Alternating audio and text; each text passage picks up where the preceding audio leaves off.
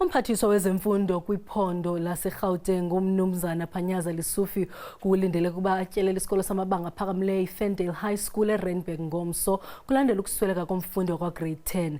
Lomfundi uneminyaka elishumi elinesithandathu ubudala kuthiwa uphuncuke wayokuwa kumgangatho wesithathu wesakhiwo kwesisikolo emva kokuhlaselwa sisifo sokuwa.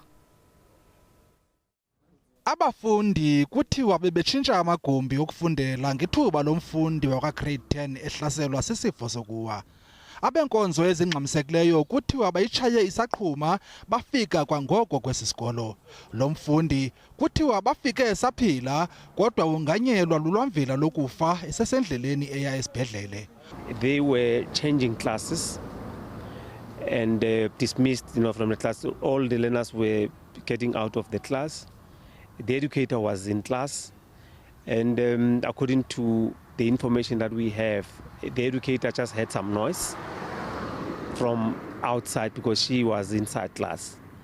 And with a split second, when the educator went outside to check, because we are talking about third floor, a class that is on third floor.